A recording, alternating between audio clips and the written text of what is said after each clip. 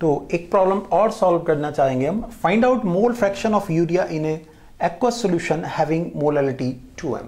This is, हम दो फॉर्मूले जानते हैं, उन फॉर्मूलों को हम सामने रख सकते हैं। मोलैलिटी हमें निकालनी है। मोलैलिटी इज इक्वल टू क्या होगा, मोल्स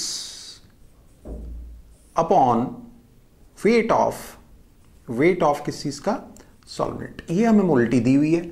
मोल फ्रैक्शन हमें फाइंड करना है, moles upon total moles.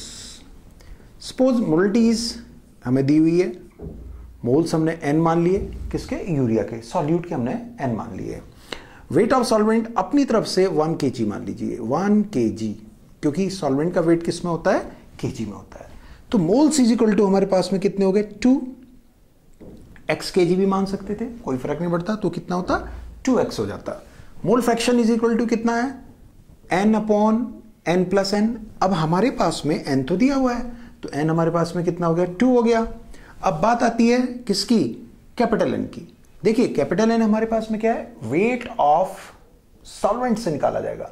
Capital N हमारे मोल्स हैं, किसके, सॉल्वेंट के, तो किससे निकाला जाएगा, ये वेट ऑफ सॉल्वेंट से। वेट ऑफ सॉल्वेंट आपने अपनी तरफ से क्या माना है, लेट 1 kg माना हुआ है, तो capital N is equal to कितना होगा, 1000। वेट ऑफ सॉल्वेंट 1 kg है, तो ग्राम्स में कितना होगा, 1000 डिवाइडेड बाय मोलिकुलर वेट। ठीक है, तो n इज इक्वल टू कितना आएगा, 55.5।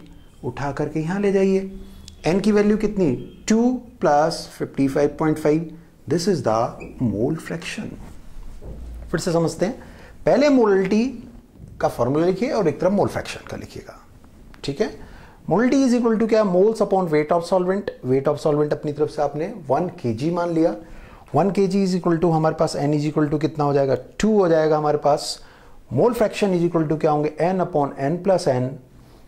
2 मोल्स हमारे पास हैं, 2 plus 1 kg is the weight of solvent, that's why it's moles are 1000 upon 18 and it becomes 55.5। 55.5 यहां रखेंगे, हमारे पास में वैल्यू निकल करके आ जाएगी। Is this clear? I think clear हो गया आपको। ठीक है, तो ये हमारे पास में इस तरह की प्रॉब्लम्स सॉल्व करने के लिए आ जाया करती है मोल्स के अंदर। ठीक है।